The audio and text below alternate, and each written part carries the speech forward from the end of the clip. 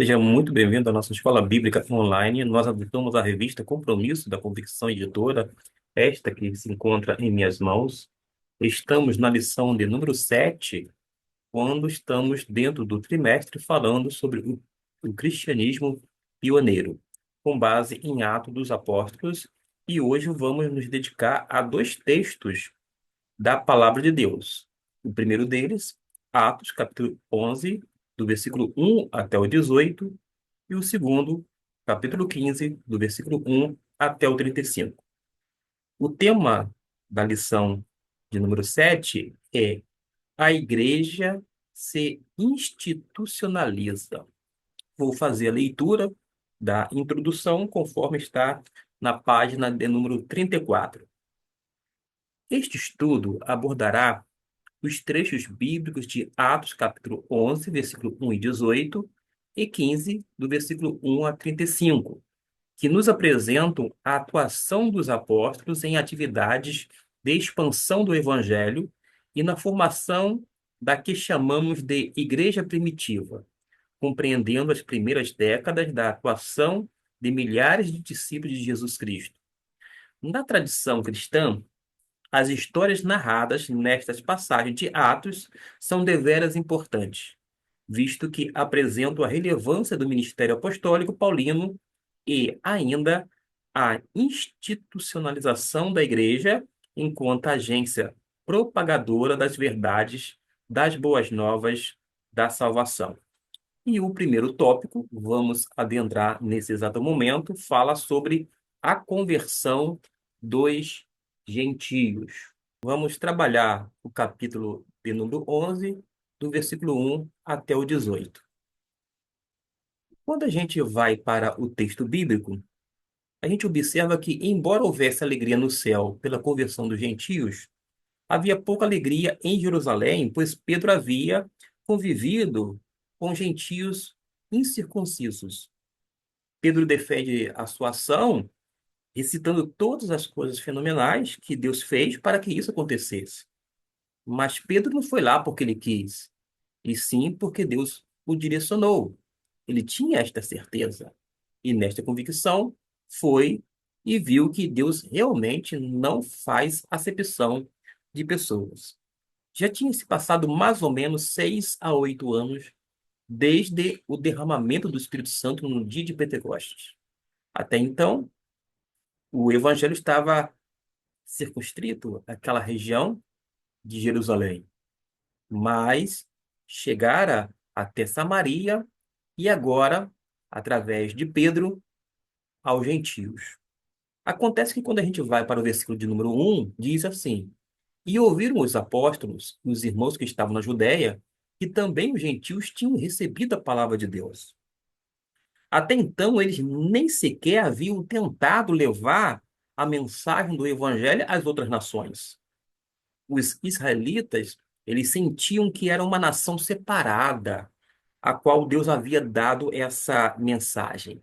Sentiam que era somente para eles. Às vezes acontece nos dias atuais. As pessoas receberam o evangelho aqui no Brasil, mas elas se fecham dentro de um círculo, fazem atividades para si mesmas, uma referência às igrejas locais, e ignoram o clamor das nações. Mas a gente precisa entender que missões é a ponte do coração de Deus ao coração das nações. E a gente precisa nos envolver com a obra missionária. A gente precisa literalmente sair das quatro paredes, fazer evangelismo local, investirmos de uma forma muito mais criteriosa e de uma maneira até mesmo maior, intensa, eu diria efetiva, em relação à obra, quer em missões estaduais, missões mundiais e missões nacionais. Porque no versículo de número 2 vai dizer que, e subindo Pedro a Jerusalém, disputavam com ele os que eram da circuncisão. Note que aqui vemos a conversão dos gentios logo no início da igreja gentílica. E Jerusalém estava, vou dizer assim, à parte, separada. Eles receberam aquela informação da parte de Pedro um tanto com desconfiança, não compreendendo perfeitamente, e não é à toa que Pedro vai explicar o que acontecera, conforme tinha sido narrado no capítulo de número 10 por Lucas. Os judeus eram tão egocêntricos que acreditavam que eram os únicos que Deus oferecia a salvação. Nós mesmos, nós já ouvimos a palavra de Deus tantas vezes, mas nós temos que ter a ciência de que há povos que nunca ouviram falar de Jesus e outros que ouviram poucas vezes anunciar Cristo Jesus. De modo que o próprio pastor da Igreja do Povo, Oswald Smith, ele vai dizer: que direito tenho eu de ouvir o Evangelho inúmeras vezes, enquanto há pessoas que sequer ouviu falar do Evangelho de Deus? Que direito tenho eu?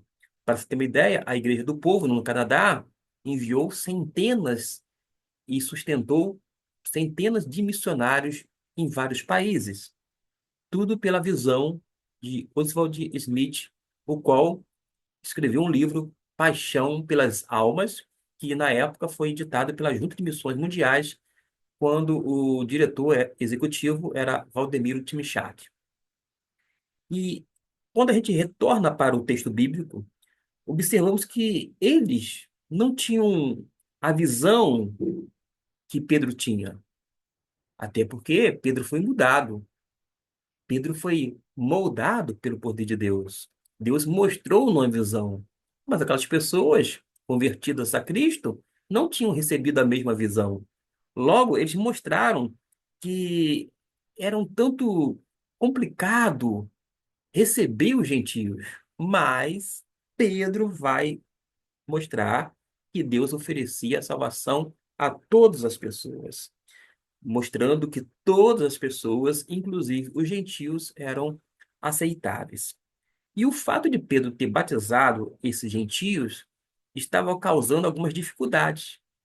Talvez porque eles tinham esquecido de que o próprio Jesus Cristo ministrava e convivia com publicanos e pecadores. Será que eles tinham esquecido estas coisas? De qualquer forma, eles estavam muito fechados em si mesmos. Quando a gente vai para o versículo de número 3, olha o que nos diz a palavra de Deus, dizendo: Entraste em casa de homens incircuncisos e comeste com eles. Os crentes judeus eles ficaram indignados com uma violação do costume judaico.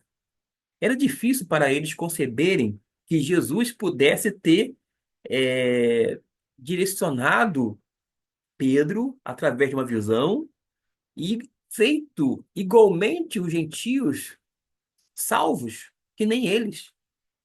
Mas, meus irmãos, nós devemos perceber que o início da igreja chamada primitiva era composta basicamente de judeus, tanto homens quanto mulheres. Quando a gente vai agora para o versículo de número 4 e 5, vale apenas ler de forma conjunta, nos diz assim a palavra do Senhor. Mas Pedro começou a fazer-lhes uma exposição por ordem, dizendo: Estando eu orando na cidade de Jope, tive, num arrebatamento dos sentidos, uma visão. Via um vaso como um grande lençol atado pelas quatro pontas, que descia do céu e vinha até junto de mim. Chegou até Pedro, porque Deus havia testado a realidade da salvação dos gentios com o mesmo fenômeno que ocorreu em Pentecostes. Porque lá eles receberam o dom do Espírito Santo. De igual modo, a gente vai observar que os samaritanos, em capítulo 8, versículo 17, receberam o Espírito Santo. E agora foi a vez dos gentios receberem o Espírito Santo. Veja que Pedro está agora relatando a eles a visão que Deus lhe dera em Jope, que o convenceu de que ele não deveria chamar nenhum homem de comum ou impuro. Quando a gente vai para os versículos 6 até o 10, nos diz assim: e pondo neles os olhos, considerei e vi animais da terra, quadrúpedes e feras e répteis e aves do céu. E ouvi uma voz que me dizia: levanta-te, Pedro, mata e come. Mas eu disse: de maneira nenhuma, Senhor, pois nunca em minha boca entrou coisa alguma comum ou impura. Mas a voz respondeu-me do céu segunda vez: não chames tu comum ao que Deus purificou. E sucedeu isto por 3 vezes, e tudo tornou a recolher-se ao céu. Se isso, meus irmãos, não convencesse esses judeus, então eles não seriam mais convincentes. Pedro é talvez o mais arraigado à tradição judaica entre todos eles, até ter essa visão. A visão da parte de Deus mudou Pedro completamente. E Deus tem feito sempre estas coisas. Ele arruma um jeito de acabar com as nossas ideias preconcebidas. Às vezes nós olhamos para algumas pessoas e achamos que elas não merecem salvação. Como é que a gente chega a essa conclusão, ainda que a gente não confesse com os lábios? Simplesmente fazendo com que o evangelho não chegue até eles. Porque desta forma, quando nos calamos, isto é, deixamos de anunciar o evangelho, estamos impedindo que tais pessoas alcancem a salvação de forma gratuita e graciosa através da pessoa bendita de Cristo Jesus. Quando a gente vai para outros versículos da palavra de Deus, como o versículo de número 11 até o 14, que nos diz: e eis que, na mesma hora, pararam, junto da casa em que eu estava, 3 homens que me foram enviados de Cesareia, e disse-me o Espírito que fosse com eles, nada duvidando. E também estes 6 irmãos foram comigo, e entramos em casa daquele homem e contou-nos como vira em pé um anjo em sua casa e lhe dissera: envia homens a Jope e manda chamar Simão, que tem por sobrenome Pedro, o qual te dirá palavras com que te salves tu e toda a tua casa. Todos os que estavam sob a autoridade e o cuidado de Cornélio, que podiam compreender o evangelho e crer, estavam ali reunidos. Observe que Cornélio tinha essa preocupação. Não é à toa que a Bíblia diz que ele era homem temente, ele dava esmola e as suas orações foram ouvidas por Deus. Era um homem realmente que estava inclinado para as coisas de Deus, as coisas concernentes ao reino. Tanto é que ele fez questão, ainda que sob direção do Espírito Santo de Deus, fazer com que todas as pessoas próximas da sua casa ouvisse aquilo que Deus tinha para eles. E Pedro, na época em que isso aconteceu, era aquele a quem todos os outros recorriam para obter instruções de doutrina, porque ele era tido como um baluarte, uma coluna da igreja. Era alguém que representava muito bem o chamado corpo apostólico. E não foi à toa que Pedro foi a pedra fundamental. Se Pedro aprova os gentios, então eles sabem que está correto. Quando menciono que ele era a pedra fundamental, eu estou me referindo apenas sobre a liderança dele. Nós sabemos muito bem que Jesus é a pedra angular, mas também sabemos, à luz de texto, como a carta de Paulo aos Efésios, que Deus vai colocar fundamentos, profetas e apóstolos, dos quais Pedro faz parte desse colégio apostólico. E se é Pedro aprova os gentios, então eles sabem que está correto. Ele está, vou dizer assim, explicitando em detalhes o que influenciou acreditar em permitir que os gentios se juntassem às suas fileiras. Basta ler o versículo de número 15 e 16, que fala assim: E quando comecei a falar, caiu sobre eles o Espírito Santo, como também sobre nós ao princípio. Lembra que eu falei agora há pouco? Esse princípio que está se referindo é o dia de Pentecostes, quando os discípulos que já eram salvos, mas estavam naquele processo de transição do Antigo para o Novo Testamento, eles que viveram na antiga aliança e agora estavam passando para a nova aliança, aliança esta nova que foi estabelecida e iniciada com o derramamento de Cristo Jesus na cruz do Calvário, que naquele dia de Pentecostes eles receberam pela primeira vez o dom do Espírito Santo, porque o Espírito Santo passou a ser derramado sobre todas as pessoas ali presentes, pessoas que confessavam a Cristo Jesus como Senhor. Observe que eles receberam o Espírito Santo. Outrora, eles tinham o Paráclito, que era Jesus. Jesus era o ajudador presente, que estava ali fisicamente, mas o Espírito Santo ainda não tinha vindo. Tanto é que o próprio Jesus vai nos falar nos evangelhos de João, capítulo 14, 15, 16, de que era necessário que ele fosse para que rogasse ao Pai e o Pai enviasse o Espírito Santo. E não é à toa que o próprio João vai dizer que era necessário que Jesus fosse glorificado. O Espírito Santo seria dado quando Jesus fosse glorificado. E essa glorificação compreende tanto a ressurreição quanto a ascensão de Jesus, quando ele volta para os céus.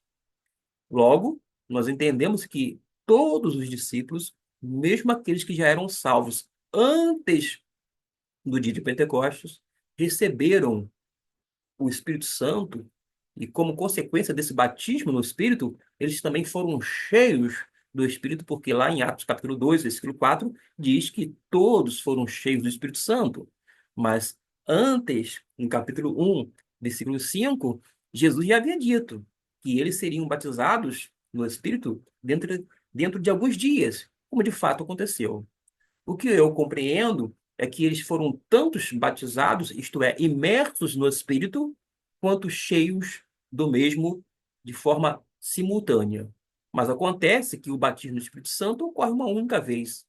Já esse enchimento do Espírito Santo, a gente verifica na narrativa do próprio livro de Atos dos Apóstolos que eles foram cheios outras vezes. Porque o enchimento ou a plenitude do Espírito Santo pode ser repetida.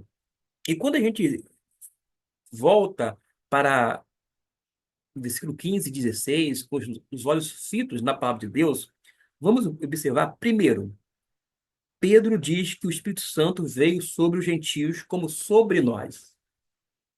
O que aconteceu com Cornélio é o paralelo o que ocorreu no Pentecostes. Este aqui é chamado de Pentecoste gentio por alguns estudiosos. Da mesma forma, quando se refere aos samaritanos, seria uma espécie de Pentecoste samaritano. O que a gente observa é que, a partir do dia de Pentecostes, houve desdobramento em Samaria, agora entre os gentios, e vai ocorrer uma vez mais com cerca de 12 discípulos de João Batista, que estavam um tanto deslocados no tempo, conforme o capítulo de número 19, que vai ser objeto de estudo em outro momento. Mas, em segundo lugar, a gente observa que Pedro relaciona esse evento ao que aconteceu aos judeus no princípio. Pedro descreve, assim, o Pentecoste como o começo de algo. E é no dia de Pentecostes que aqueles discípulos de Jesus, já salvos antes daquele dia, que eles recebem pela primeira vez, repito, o Espírito Santo. Não foi a chamada segunda bênção, conforme alguns irmãos nossos de outras confissões alegam, mas foi a primeira bênção, uma referência à primeira recepção da parte de Deus no tocante à outorga do Espírito Santo a todas as pessoas que estavam ali confessando Jesus Cristo como Senhor e Salvador de sua vida. E é mais facilmente compreendido como o início da igreja. Estou me referindo agora ao Pentecostes. Mas terceiro, Pedro diz: então me lembrei de como Cristo havia prometido que ele batizaria no Espírito Santo. Parece que Pedro viu poucos derramamentos dramáticos do Espírito, envolvendo línguas. Nós temos, em Atos, apenas 3 casos. O primeiro no dia de Pentecostes, o segundo vai ocorrer aqui, e o terceiro em Atos, capítulo 19. Em relação aos samaritanos, a Bíblia não nos diz nada. Não fala sobre línguas. Não menciona tampouco que aquelas pessoas que se converteram aos milhares após a pregação de Pedro no Pentecostes, que falaram línguas, a Bíblia não menciona. Há um silêncio no tocante às línguas estrangeiras que foram concedidos como é, dons da parte de Deus, capacitações especiais para aquelas pessoas falarem das grandezas de Deus. E aqui, em Atos capítulo 10, eles magnificavam a Deus, indicando que as línguas eram inteligíveis, eram idiomas humanos, falados sem prévio estudo, mas pelo poder de Deus. Era algo sobrenatural, um mover da parte do Espírito Santo, o qual estava evidenciando que a mesma essência que ocorreu no tocante às línguas, conforme Atos 2, ocorrera também aqui. Nós temos 2 eventos onde menciona línguas como inteligíveis. Lá a gente deixa claro pelo texto que eram línguas identificadas pelas nações, mas aqui fala que eles também magnificavam a Deus. Ora, como é que eles vão saber que Deus está sendo magnificado se não for por meio de línguas estrangeiras? Aliás, o dom de Deus não mudou, quer em Atos, muito menos em Corinto. A gente pode ver, por exemplo, quando Paulo faz a lista dos dons espirituais, ele menciona variedade de línguas. A palavra variedade de línguas, a expressão ali utiliza uma palavrinha grega, gene, da onde vem a palavra genealogia, que é traduzido na Bíblia inteira como genealogia, etnia, tribo, raça, nação, mostrando que o verdadeiro dom de línguas, conforme está na lista dos dons, essa variedade de línguas, refere-se à capacidade de falarem diferentes línguas étnicas pelo poder do Espírito Santo. O dom não mudou. O que mudou foi o entendimento de alguns crentes depois de 19 séculos que tentaram produzir um fenômeno bíblico, acabou surgindo no meio deles palavras não articuladas, não concatenadas e que foram depois atribuídas a uma experiência que não tem nenhuma relação com aquilo que nós temos na Bíblia. Até por causa de quê? Observe que em nenhum momento no livro de Atos a gente observa as pessoas buscando o Espírito Santo, tampouco o chamado batismo no Espírito Santo. Elas não fazem absolutamente nada. Elas recebem de forma graciosa, porque até mesmo o dom do Espírito, ou seja, o Espírito Santo sendo concedido como presente, é uma dádiva, é uma ação unilateral da parte de Deus. Não depende dos homens. O homem não tem que buscar, o homem não tem que procurar, o homem não tem que utilizar nenhum expediente humano, inclusive conforme nós temos visto nos dias atuais, mas que não faz parte desse propósito divino. Porque, repito, o dom é dado graciosamente. E a pessoa, no caso, as pessoas que se convertem e que acatam o senhorio de Cristo, simplesmente recebe o presente, mas não conquista, porque o dom do Espírito Santo é dádiva. Não tem nenhum resquício de mérito, tampouco de conquista ou algo desse tipo, como se fosse adquirir. Pelo contrário.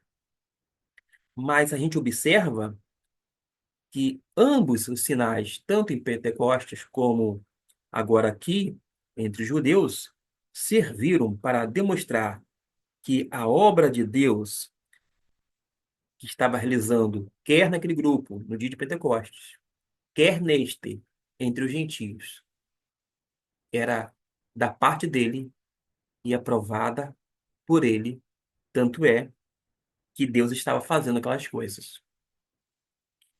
Quando a gente caminha um pouco mais, e eu vou me deter aqui no versículo de número 15, e quando eu comecei a falar, caiu sobre eles o Espírito Santo. Eles não podem criticar isso porque sabem que o Espírito Santo é um dom de Deus. Eles estariam questionando Deus se dissesse algo sobre o Espírito Santo caindo sobre eles. Eles não podem negar, porque lembra da expressão que Pedro vai utilizar? Enquanto eu falava, de repente, o Espírito Santo caiu sobre eles. Como também nós, também sobre nós, ao princípio ou no princípio. É o que ele faz, aquela conexão, aquela lembrança. Pedro os lembra aqui, que pode ser correto criticá-lo neste assunto, mas ele diria assim: tenham certeza e lembre-se de que é Jesus Cristo, o Senhor deles, é quem batiza no Espírito Santo, porque quem batiza no Espírito Santo, meus irmãos, é Jesus. Jesus é o batizador. O elemento, de uma forma figurada, é verdade, é o Espírito, porque nós somos imersos no Espírito para um propósito. Segundo Paulo, quando escreve aos Coríntios, no capítulo 12, versículo 13, ele fala que todos nós fomos imersos. Primeiro que ele fala que todos nós fomos. Primeiro que são todos, não são alguns poucos. Segundo que ele usa o verbo no passado, porque indica justamente o começo da vida cristã. Aliás, o termo batismo no Espírito Santo é indicado para a primeira experiência religiosa, em qualquer religião, nunca para uma segunda ou algo subsequente ao início da jornada cristã, por exemplo. Mas a gente vai notar que eles recebem o Espírito Santo, eles são batizados no Espírito. E, segundo Paulo, todos nós bebemos do mesmo Espírito. Todos os crentes, independente de ser crente tradicional, reformado, ortodoxo, quer do Oriente ou do Ocidente, todos nós fomos imersos no Espírito Santo para uma finalidade, para estar inserido funcionalmente no corpo de Cristo, para formarmos um corpo, isto é, a igreja de Cristo Jesus. É o que nos diz 1 Coríntios, capítulo 12, versículo 13. De modo que nós não precisamos pedir o batismo, porque nós já fomos batizados no ato de conversão. Agora, nós precisamos buscar algo, a plenitude do Espírito. Porque o batismo no Espírito Santo é algo que acontece no começo. Marca o início da vida cristã. Porque vida cristã é vida no Espírito. Mas o enchimento precisa ser buscado e pode ser repetido. E quando Paulo fala lá aos Efésios, há um imperativo, é uma ordem, não é algo opcional. Uma referência ao fato de sermos cheios do Espírito Santo. No versículo 17, portanto, se Deus lhes deu o mesmo dom que a nós, quando havemos crido no Senhor Jesus Cristo, quem era então eu para que pudesse resistir a Deus? Pedro lhes diz que aqui que não tem intenção de ir contra Deus neste assunto. Pedro sabe que ele também é um servo de Deus, realizando a vontade de Deus e não a sua própria vontade. O Espírito Santo não é apenas um dom de Deus, mas também ele vai conferir uma capacitação para ministrar, para fazer com que a pessoa seja testemunha de Jesus, para falar e anunciar a palavra de Deus aos perdidos. E este presente tem um propósito. Esse dom do Espírito Santo, e quando a gente recebe o Espírito Santo, ele passa a habitar em nós e ele vai transferir poder, poder espiritual para sermos testemunhas de Cristo. E isso faz com que o nosso testemunho seja cheio do poder do alto. Há tanta coisa escondida no nome do Senhor Jesus Cristo. Muitos creem em Cristo, o ungido, e Cristo não é um nome, e sim um título, numa referência ao ungido da parte de Deus, que é equivalente ao termo Messias no Antigo Testamento. Quando fazemos de Cristo nosso Senhor, estamos dizendo não apenas a minha vontade, mas a tua vontade, a vontade dele, para que a vontade dele, a vontade de Deus seja feita em minha vida. A gente não tem como separar e diferenciar, distinguir Jesus como Salvador e Senhor. Porque quando a gente acata o senhorio de Cristo, nós somos salvos pela graça, mediante a fé no nome dele. No versículo 18, e é o último versículo desse texto, diz o seguinte: E ouvindo estas coisas, apaziguaram-se e glorificaram a Deus, dizendo: Na verdade, até aos gentios Deus deu o arrependimento para a vida. Deus também concedeu aos gentios o arrependimento para a vida. Uma das admissões mais chocantes da história judaica, mas um evento que o Antigo Testamento havia profetizado, conforme Isaías 42, versículo 1 e versículo 6, e segundo o mesmo livro de Isaías, no capítulo 49, versículo 6, ocorreu. Como é que eles podem lutar contra Deus? Isso apenas lhes mostrava novamente a grandeza de Deus. E isso certamente não deixa dúvidas, meus irmãos. Deus também tem interesse pelos gentios e a salvação é para quem quiser. Uma coisa que eles ignoraram em tudo isso são aqueles a quem Jesus ministrou.